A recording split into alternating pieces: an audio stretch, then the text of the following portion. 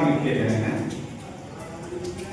और दोनों वाक्यों की स्ट्रक्चर जनरली आपको सामान्य रूप से 12 टेंस पढ़ाया जाता है और 12 टेंस आप पढ़ करके अंग्रेजी के वाक्यों का सही अनुमान नहीं कर सकते हैं।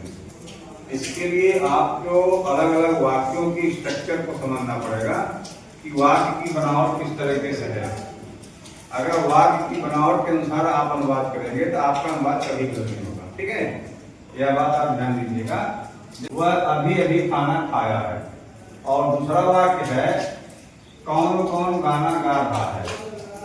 अब पहले ध्यान दीजिएगा, यहाँ पर खाया है यानी जो पहचान 12 टेंसों में अगर लोगे तो ये प्रेजेंट परफेक्ट की है, चुका है, चुकी है, चुके हो, लिया है, दिया है, आया है, गया है, यह जो है उसकी पहचान होती है।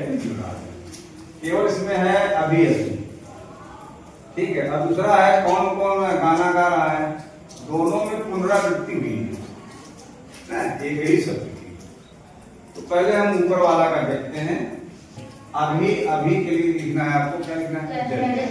अभी अभी के लिए क्या लिखना है? और सेंटेंस में इसकी पोजीशन कहां पर होगी? मेन वर्ब के पहले। और इसकी जो सेंटेंस जब हम इसका अनुवाद करेंगे तो इसको हम लिखेंगे कहां? अगर मान लीजिए आपके वाक्य में सहायक क्रिया का प्रयोग हुआ है तो सहायक क्रिया के बाद मेन वर्ब लगेगा। तो सहायक क्रिया और मेन वर्ब के बीच में लिख देंगे। अगर मान लीजिए सहायक क्रिया उस टेंस में नहीं लग रही है तो सहायक क्रिया हट जाएगी, मेन वर्ब के पहले लगाना है। कितना ध्यान दीजिएगा कि जस्ट का जो प्रयोग करना है वह मेन वर्ब के पहले करना है।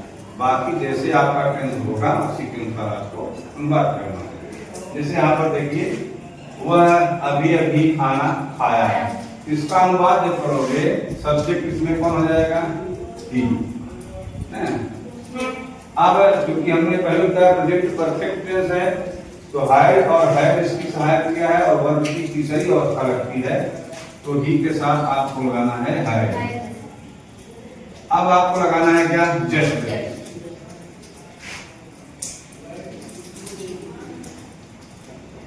ही है जस्ट ईटन।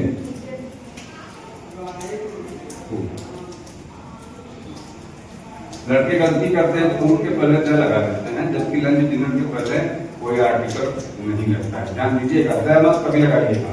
ठीक है, तो समझना। अगर फिर एक बार समझ ले लीजिए, अगर किसी वाक्य में कभी अगर किसी वाक्य में अभी अभी है, ठीक है, तो उसके लिए जस्ट का प्रयोग करेंगे और इस जस्ट को वर्ब से ठीक पहले प्रयोग किया जाता है। जैसे वाक्य है वह अभी अभी खाना खाया है, हो रहेगा ही हैज जस्ट ईटन। पहला सेंटेंस आपका हो गया। दूसरे में देखिए कौन कौन गाना गा रहा है। वैसे हु का प्रयोग यहाँ पर होता है, केवल हु का प्रयोग, जिसके बाद सिंगुलर वर्ब लगता है। ठीक है, ध्यान दीजिएगा। लेकिन अगर हु के बाद आर लग जाता है, हु के बाद आर, अगर हु के बाद आर लग रहा है, हु के बाद क्या लग रहा है? आर। उसके बाद जो वर्ब लगेगा वह प्लूरल फॉर्म होगा, बहुवचन के रूप में। देखिए हु है, हु के बाद आर, फिर प्लूरल फॉर्म, उसके बाद एक आर्टिकल टेंस जो भी होगा लिखेंगे। सुना रहा है? तो इसका अनुवाद करेंगे।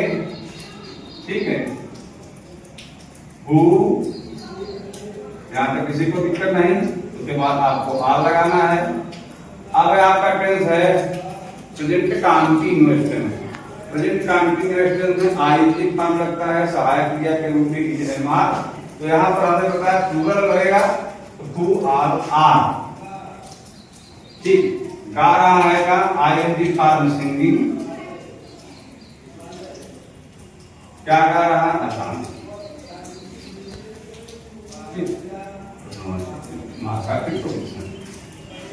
ठीक है, अगर इस तरह कौन कौन गाना गा रहा है तो क्या लिखना है? हु आर, उसके बाद जो टेंस रहेगा उसकी सहायक क्रिया, सहायक क्रिया के बाद मेन वर्ब, मेन वर्ब के बाद ऑब्जेक्ट इसी कोई दिक्कत। इसी तरीके से आप अपने से वाक्य बना करके बात करके प्रैक्टिस कर सकते हैं।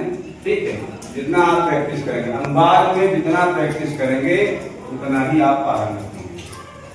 ठीक है, सही तरीके से अनुवाद सीखना हो तो डेली इस तरह का अनुवाद करिए, 12 टेंस की सहायक क्रिया याद किए रहिए, पहचान याद किए रहिए और इस तरह बात बना कर आप प्रैक्टिस करिए। ठीक, 4 बार का आप लोग